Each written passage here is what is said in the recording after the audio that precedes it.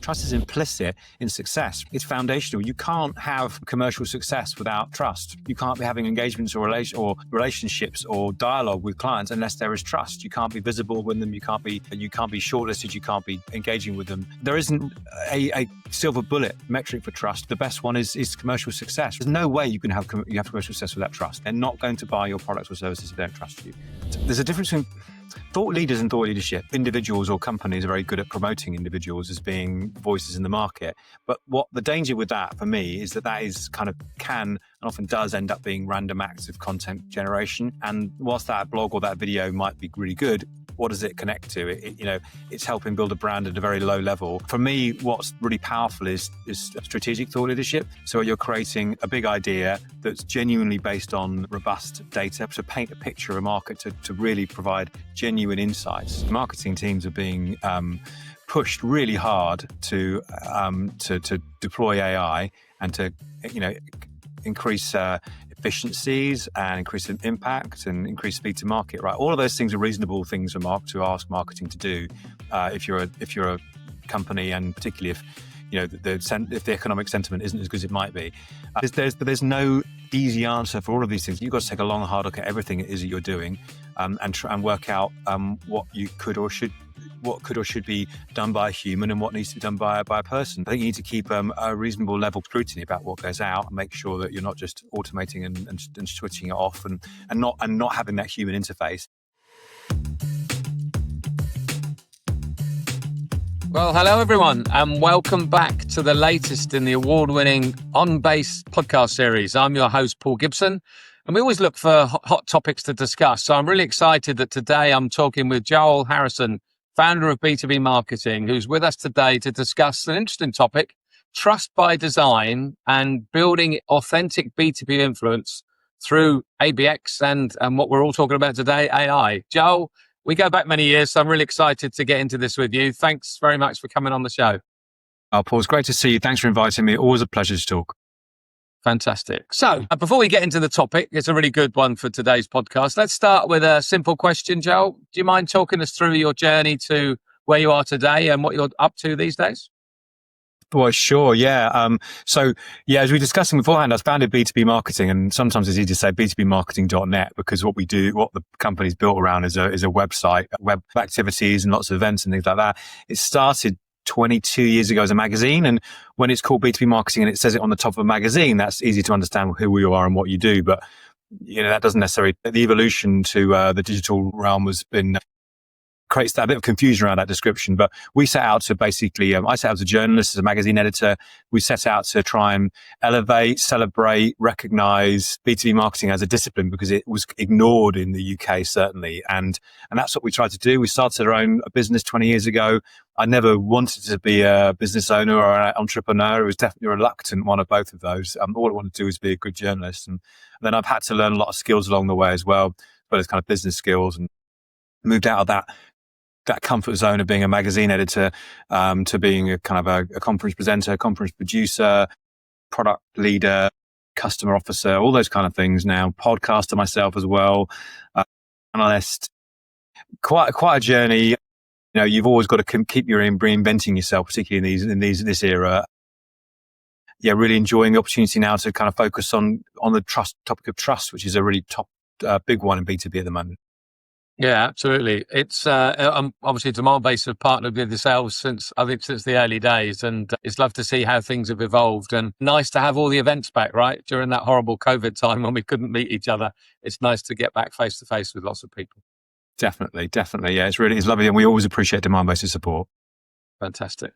So you walked us through your career, which sounds really interesting, and you've obviously done very well out of it. But what led you to focus particularly on this intersection of trust, strategy, and of course the emerging technologies, things like AI? Well, I was so my initial plan so it's worth saying that I was always being a founder of B2B Marketing. I've actually stepped back operationally from the business about the beginning of the year. It's been a gradual evolution, but beginning of the year really, so it's time for me to let the business run without me, and it's good that it's mature enough to do that, and we have a fantastic CEO in Richard O'Connor who's brilliant at that. And I wanted to really get back to my roots as a content creator, and I was going to initial plan was to write a book, And I was looking around for a book to write on, and I started thinking about thought leadership because I thought it was a really interesting area and something that was kind of a bit ignored, a bit underappreciated. But then thinking about that, what was apparent was thought leadership as the kind of the how, but trust was the why. You're doing thought leadership because there's this trust vacuum, and it seems to, or trust gap, and it seems to be getting bigger in the current world, due largely to not necessarily what's going on in B2B world specifically, but because of the wider kind of socioeconomic forces. You're seeing a lot of that comes out in Edelman's research, which is great. So trust seemed to be a really, really important area in B2B. And I started to unpick what that looks like and what the kind of opportunities are for that. And the impact then of AI on that, because, Paul, you know better than anybody, right? AI is impacting everything at the moment, right? You can't move in B2B without AI impacting it or creating opportunities for it. It's definitely like swings and roundabouts. So that's a natural thing to focus on. Have to really focus on that as well. And then obviously really interested in the ongoing changes in the buyer journey and the role of account-based marketing, account-based experience, and that kind of deeper level engagement that you have to get for that, and how all those things wrap up together. So my topic really is trust and influence in B2B, and I kind of do that both around my content activities and really enjoying doing that. Yeah, fantastic. And I think that one of the reasons I was excited about this topic is obviously, as you say, AI is a big part of what we talk about these days, but the trust element of it is a really interesting one. I'm talking to more and more sales leaders that are actually starting to lose a bit of confidence in AI. Like they're getting sent sales signals that don't tell you the why, which is what we're talking about here today. They just say, go after that account. And 50% of the time it's not real. They're not in market. It's not a genuine buying signal. And they lost a lot of confidence. So I think the successful technologies, and it aligns very much to what we're talking about, will be the AI with the why, someone who tells you why that AI signal is saying what it is. So I think as we dig through this, that's a really interesting thing to explore. And you've seen probably the evolution of ABM and go-to-market strategies firsthand during your career so far. And there's lots of evolution as we're talking about. How has your understanding of trust's role in B2B marketing changed over the years? I don't think I really appreciate how fundamental it was. I mean, it is fundamental. It's kind of oxygen, really. But I don't think I necessarily appreciate how fickle it was. And I think in the past, the kind of pre-digital era, probably 10, 15 years ago, there was one of the problems with trust is the kind of literally the volume of stuff that's coming out. And that's where AI is impacting it. So it's a question of who do you trust? And it was a simpler media world, but there were intermediaries within that. And I count myself as a magazine journalist as being part of that ecosystem, that you help the communication, you help provide that proof points between the buyer and the seller. But that's changed now. AI has just come along and taken that in a completely different direction. And it's this explosion of content, explosion of average content, which is, and as a content creator, everyone can get to average much more easily now. But actually, sometimes in the same way as you talk about buying signals there, you poke around the average content and you realize that it has limitations and sometimes it's completely inaccurate. And I find that really actively unhelpful. So the good news in all that is that everyone's doing average. It means that you've got to focus on doing good and doing excellent. And so quality rises to the top. But the whole landscape has completely changed over that period of time. And we're in this world now where buyers are incredibly time poor. They're overwhelmed with messaging and they're looking for places to trust. And AI makes that harder. So that's why brands have got to focus on quality and relationships. Yeah, absolutely. I think that's such a big topic. As you say, I think we're all probably getting quite good at identifying AI-driven stuff at the moment because it's so similar to everything else you're seeing. So I think you're right. And I think it gives an opportunity to those content creators that really are a level above to stand out. And I think that's going to be really important going forward. All your years of experience, was there a particular, maybe a pivotal moment when you realized that trust isn't just a byproduct of good marketing, but actually it should be the foundation of successful B2B strategies? Well, I think it was looking at the Edelman stuff, the Edelman's Trust Barometer report again. I should be on retainer with Edelman, really. I do give them quite a good plug. But that whole, they do is Trust Barometer report, they've done every year for the past 25 years, which in itself is worth commending, right? Because too often B2B companies, they're quite fickle in the content they create. They really dive down on this, and how that trust challenge is evolving and eroding. It really made me understand the landscape and see that through a different lens. So if you're interested in trust, this isn't just about B2B, it's about across society, but it brings that macro picture home. So I think that was a really, really important part of it. And then just really trying to understand thinking also about the role of influencer marketing as well, which is another part of that ecosystem, because thought leadership and influencer marketing are bedfellows. They're not the same things, but they are bedfellows. And the rise of influencers in B2B, maybe understand that actually influencers in some ways are stepping into that gap that was left by a lot of the media companies, the media brands that disappeared in the last 10 years or so. So, there's a few things there,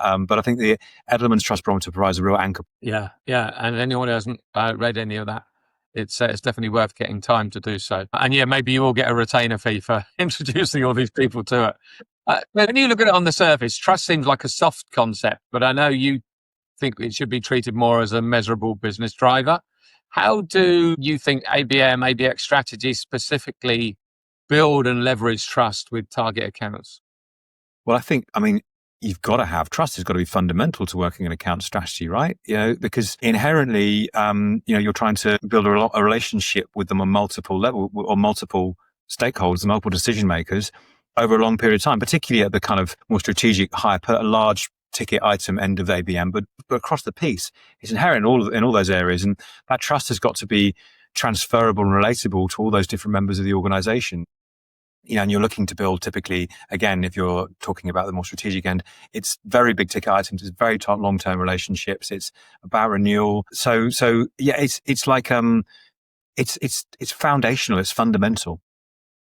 Yeah, I agree. And even you think from my sales head, we speak to lots of sales leaders, and as I was mentioning earlier, sometimes they just chase after accounts that aren't the right one, and that's often. The issue isn't that company is in market. They just never heard of you before. So if you get a buying signal that says, hey, there's someone looks like they might be in market right now, give it to sales, it's way too early. You need to get marketing to get in front of them and build, to your point, the trust that this is a company I should at least talk to and be interested in. And I think trust is the key part of all of that. If you just hand it to sales on day one, you're lost. I think that's it. And I think, there's so much evidence that so many business transactions are done, the decision's already made when they start to shortlist, because someone's worked with the organization before, hence you have trust, or they've heard of them via their brand, hence you have trust, or they've had a personal recommendation from somebody. So, it's sometimes those, as you say, those tactical signals can be useful and necessary for a sales team, but it's very hard to underpin that deeper level. And partly, again, because so much of the buying journey is done in a kind of dark mode, you might call it, where they're not, then you can't see what they're doing. They're consuming content in places where you can't track it. They're not filling in forms. Trust is underpinning all of this this journey and this relationship and this engagement and this questioning that's happening by those buyers. Yeah, no, absolutely. And I think for all the negative things that went on with COVID, one of the positive things was that people woke up to the importance of that anonymous intent and understanding all this stuff. They're not coming to your website. They're not filling forms, as you're saying. They're not speaking to sales, but they're doing lots of things that are relevant and give you the indication of not only that they're in market, but what messaging you should utilize. And I think that has continued on since COVID. So yeah, but again, if that trust isn't there, people aren't going to take a call from a salesperson. So yeah, really important to get the trust right. 100% agree with you.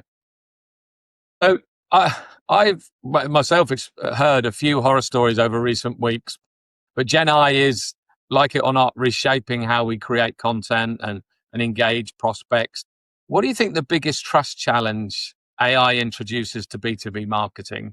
And how are smart marketers working to solve that? Well, there are a number of trust challenges, but I think that it's around, I think it go back to a bit what I said before. It's around that content that's been created out there. There's so much average content, and people need to be focusing on doing stuff of genuine quality to really change or influence perceptions, because more basic stuff simply won't do that.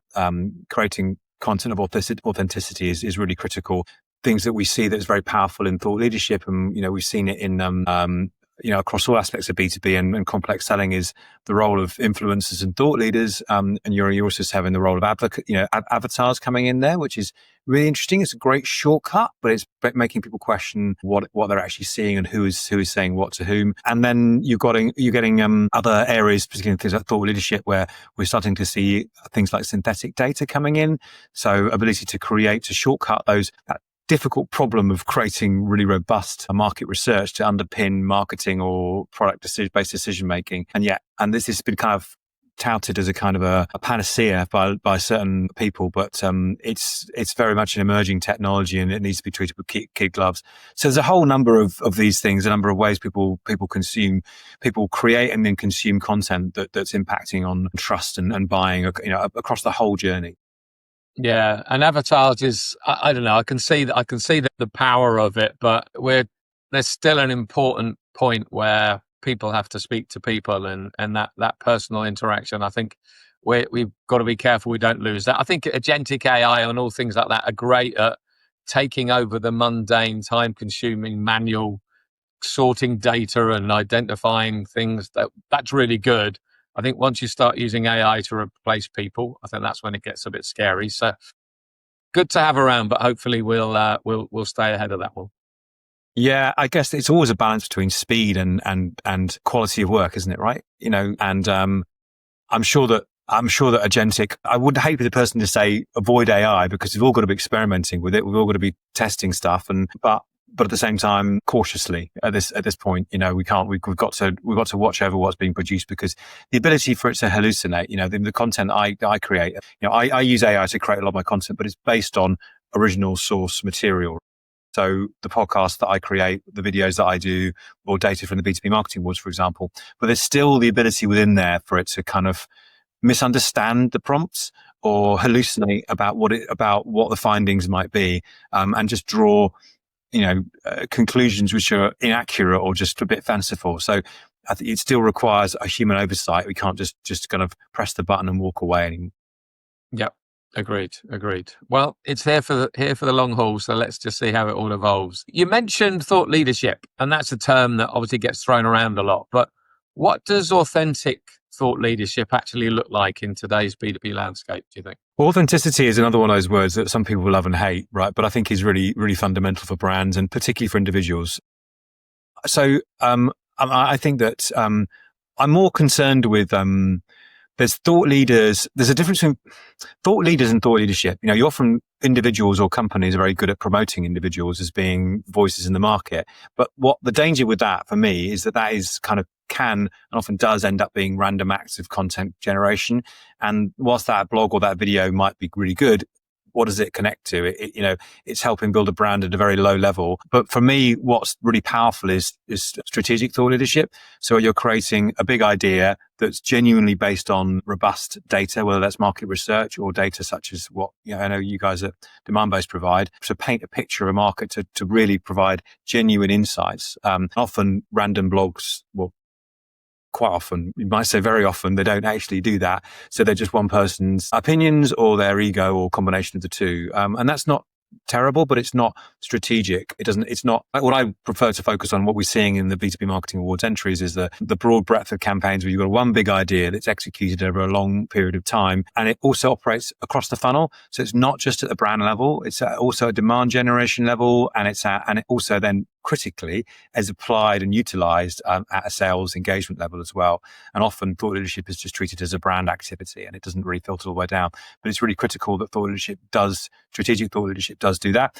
It is authentic. It has to be authentic. Otherwise it doesn't even reach the starting line. It does deploy thought leaders as part of a bigger picture. It's an evolving content ecosystem, right? So it's not just one idea, okay, done it, draw a line, move on to something else. It's actually about having a theme which you can return to, you can iterate on, you can deploy, you can utilize at events or in response to situations. So it's a flexible kind of content world, and it's deployed across multiple content formats. So it's a really big idea. It's not just these isolated moments. And I think and if you can see the analysis I've just done of the B2B Marketing Awards entries, you can see actually is 52% on average better ROI for campaigns that are focused on or utilize thought leadership than those that don't. Even though it's complex, even though it's quite time consuming and to actually create, it's worth it because 52% better than anything else is pretty compelling. Yeah, and I think the power in that is you're not there obviously selling your own product or service or whatever. It's genuine strategic advice that can help that business succeed. And by the way, we might be one of those people that can help you, but I think if it's done in the right way, it's powerful.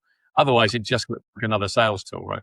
Absolutely, and it's about doing something which is authentic and genuinely relevant, and has a degree of uniqueness, or is ownable. And it's we're not talking a product service level. It's talking about a macro issue or a deep level shift in the market. It's trying to shift their perceptions and align that with you. And that does then tie in with stuff more at the tier below, at the kind of demand generation. You know what I mean? But I'm not saying that demand level, right? Including ABM, where you may be talking a bit more practically or tactically. But with alignment with that, and then it filters then to the sales level where perhaps it's quite interactive. Perhaps you're providing with really personalized toolkits and interactive data where they can rank themselves against their competitors. So yeah, it's content that functions on across all those different levels. Yeah, absolutely. And it's as important for existing customers as it is demand gen. Well, we speak to so many people and all they're focused on is winning new logos, but the time and effort you put into that, you still need to offer that, thought leadership to those existing customers to help them continue to evolve as well. Absolutely. Partly because the reason you said earlier on about how people move around, don't they? And you have that brand legacy of brand perception and trust, which is implicit and inherent, is built over time, and is not something you've got to keep investing in it because it's easily lost. Yeah, absolutely. So B2B over the years has often tried to follow what B2C does, not always successfully, but influencer marketing in B2B actually feels different than in B2C. How do you identify and work with the right advocates to build genuine trust with your target accounts, would you say?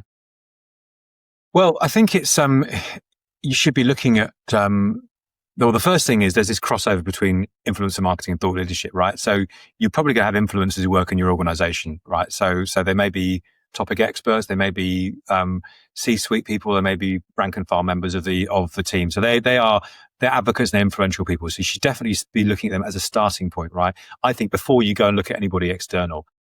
Otherwise, you need to be looking at who's active in your market, who is influential in your market. And that could be a variety of different people. It could be people like me who are existing or recovering print journalists, as I like to say, and so who've got that advocacy level. It could be people who are just topic experts for different reasons. And they might be authors. They might be people who just got big social media followings. They might be speakers at events, but they're people who have influence. I think the crucial thing to understand here is that it's more about quality than quantity. You're not going to be getting the kind of levels of extreme visibility and reach that you will in the consumer world. You shouldn't be looking for that.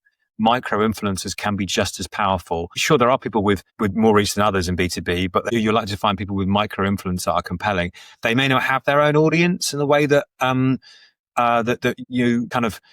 You might be looking for someone who has resonance with that audience, and you can deploy that person within your marketing. So it's a similar concept, but it's quite different in terms of it's iterated. They might not want or be able to accept payment. It might be just about kudos for them. So understand who that individual are. Try and map them out because they're already there. They're already being influential to your market. You probably haven't recognized them yet. So it's a good idea to start to map that out.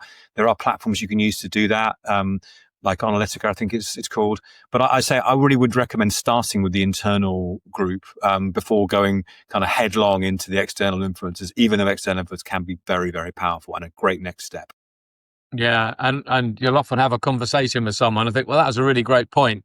Maybe we don't think, oh, actually, maybe I could use them in that particular role. And I think that's something I've thought about since you were saying that. I'll definitely I'll try and utilize going forward, I think. So I think this is something that again we hear a lot when we talk about advocacy, that go-to-market teams often struggle with consistency across the different touch points. So what role do you think advocacy should play in creating that seamless, trustworthy experience with prospects and what they expect to see? I mean, advocacy is so important in B2B, and this is all plays to the point about trust, right? It's absolutely fundamental. And yet, it's just the bit that's just ignored in B2B. It's treated as an afterthought or a bolt-on at best. Sometimes it's just not recognized at all. And yet it's so powerful. It's more powerful than anything else we can do. Word of mouth from one individual about a particularly high ticket item can make all the difference, foundational in why you've shortlisted that organization.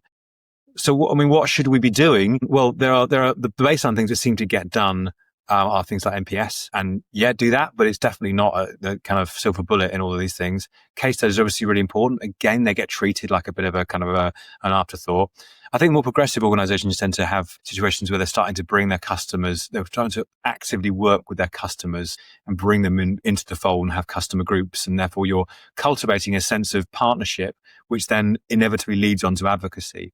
And we're starting to see some kind of TrustTech developing, which is what I'm calling it, where there's a few platforms that have launched that try and seeking to facilitate that. One I'm doing some work with is called Partner, and they're seeking to actively enable that recommendation and put a monetary value to that, which certainly has a monetary value for every side, right?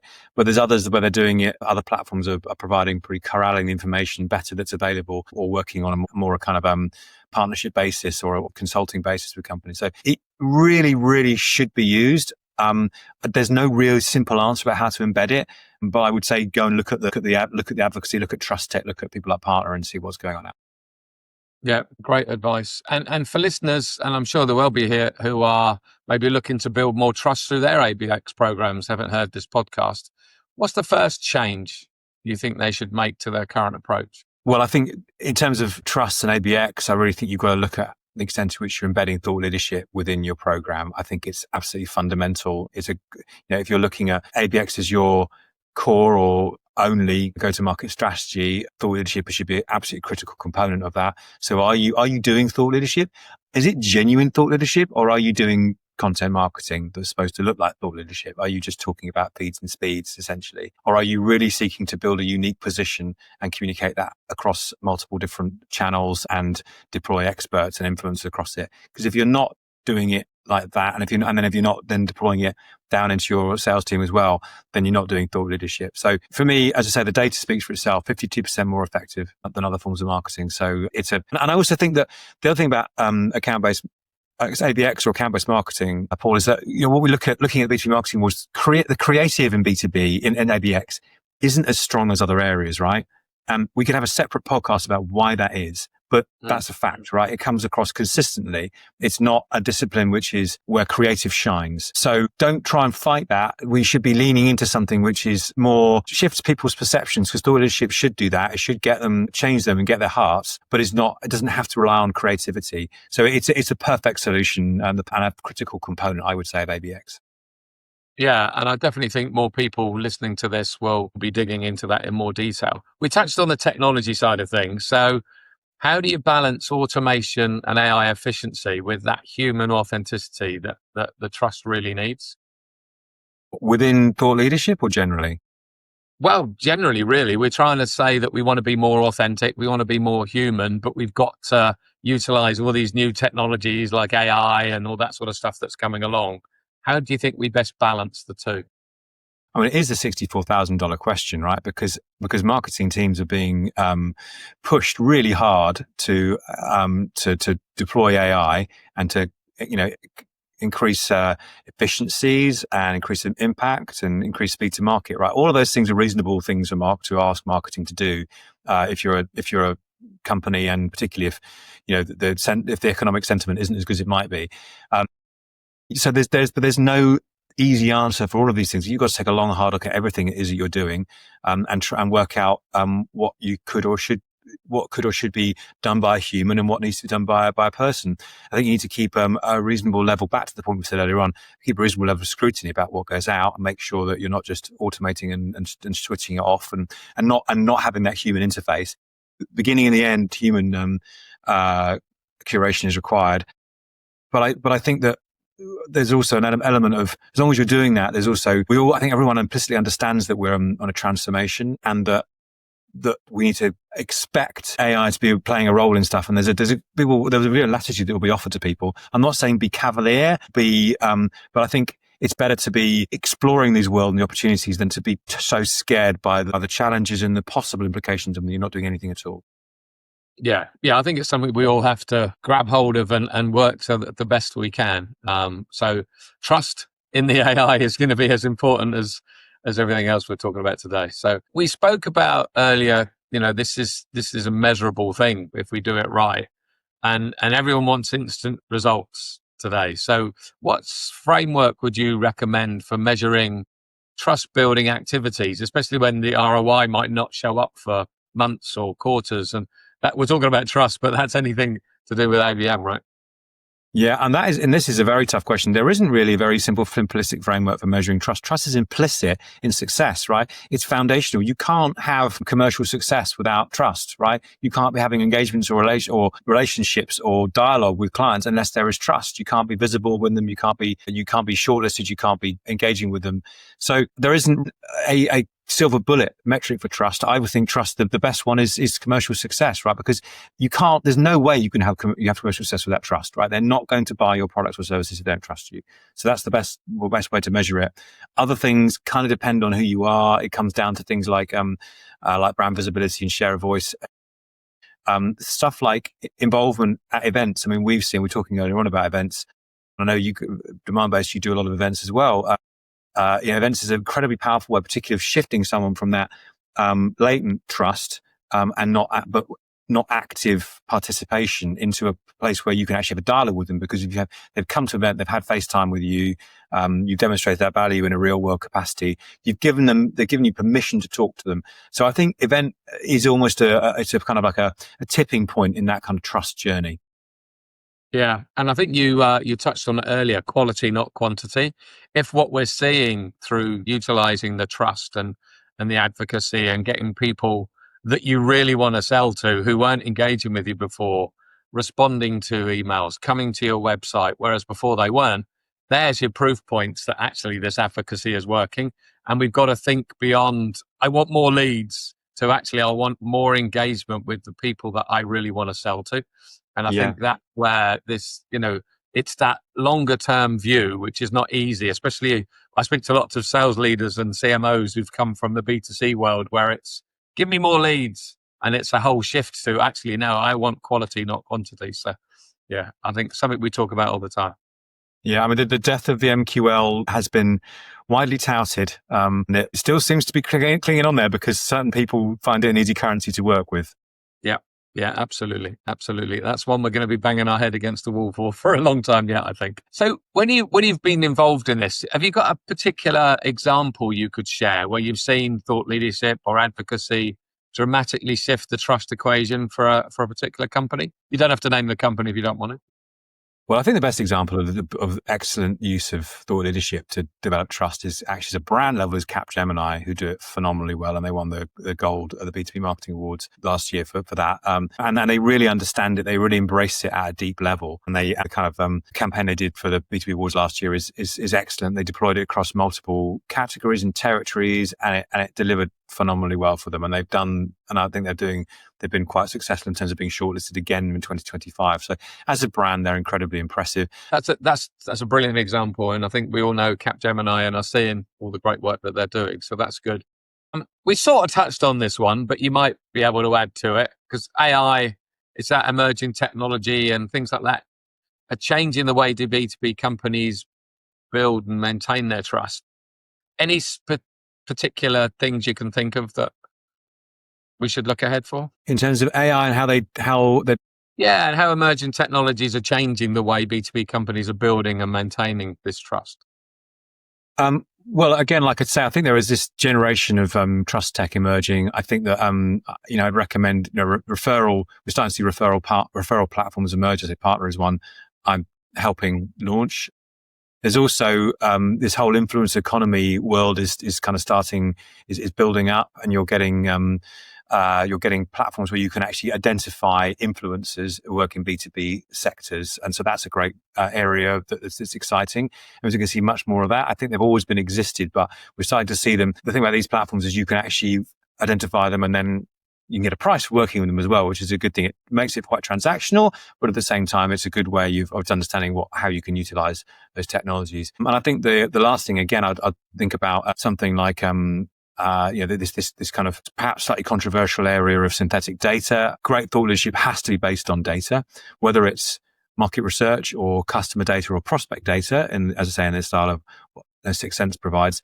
There are data. There's this breed of synthetic data companies out there that are promising to offer access to that data, access to genuine insights that you might be able to get otherwise. Now, definitely still comes with a health warning at this stage, but there's exciting things happening that are allowing companies to kind of stretch their wings a little bit. And I think it is an arms race, as we said. You've got to keep exploring what's possible. Yeah, no, absolutely. So you sound like someone who consumes lots of content. And so I'm just interested, is there a book, a blog, maybe a newsletter or a podcast that you'd recommend to the listeners? Well, there's lots of people that I kind of follow, and it depends really who you're, what kind of head you got on. For example, when I'm looking at social media or influencer marketing, I tend to look at Andy Lambert and Luann Wise, and they do a great newsletter. Katie Howe's stuff is always fantastic as well in that regard. I do really, really like the CDP Institute's email in terms of when you want to know what's going on in terms of the kind of technology sector. That's really impressive. Someone like Scott Stockwell is always fascinating to follow because he's always got stuff which slightly blows your mind in terms of where his brain's been going in different directions. So loads of great people to look out for. LinkedIn is a platform which has many problems, but it is very good at allowing you to connect with the right people. Someone like Paul Cash is always very interesting. And agencies, I think it's fascinating that are starting to really understand the power of thought leadership and start to create more and more of their own. So you're starting to see some great reports come out there. So yeah, there's a variety of people. It kind of depends where I am, what I'm doing at that particular time. Yeah, and that's a fair point. That there's more and more coming up. It's picking through and finding the good ones. It takes the time, but it's definitely worth the effort, I think. So you've been an excellent guest, Joel, and I think we've only just scratched the surface on this topic. Maybe we'll pick it up again at another time. But cheeky ask, if I may, any inspirational people that you think we should invite on future podcasts? Well, I think you should invite Scott Stockwell, definitely. He's fantastic. I think you should probably invite Graham Wiley, who's always got some great ideas. I know you've had Robert Norham on recently, so I don't need to ask you to suggest you invite him, but he's great. And as is Barbara Stewart, she's got loads of insights around how you, the kind of customer experience and that kind of how that plays into that advocacy conversation. So all great people and worth following as well if you're happening to be listening and looking for someone else to follow. Excellent. Thanks for that. And yeah, I know we've had Robert on recently, but I think the others are future guests, hopefully. So we'll try and get them on if we can. And I'm sure you've opened up lots of future conversations and thoughts from listeners. How can people get in touch with you after this podcast if they want to dig a bit deeper? Well, I'd love you to do that. You can email me, Joel at joelharrisonb2b.com, or you can follow me on LinkedIn. There are other Joel Harrisons in the digital world, mostly country jazz guitarists, but I'm the main one on LinkedIn. So if you go on LinkedIn, I'm the one you'll probably find. Or you can subscribe to my podcast, which is called Trust and Influence in B2B, and I'd love you to listen to that as well. I think we have to get you doing country and western next time we get you on, Joel. Just to confuse the audience. Thanks so much. That was a really good session. I hope you enjoyed it. It was really informative. As I say, I think there's more to come on this subject. I hope everyone else has enjoyed the episode. Those listeners, don't forget, there's nearly 600 other episodes. So make sure you check them out as well. In the meantime, thanks again, Joel. Thanks everyone for listening. And until the next time, cheerio.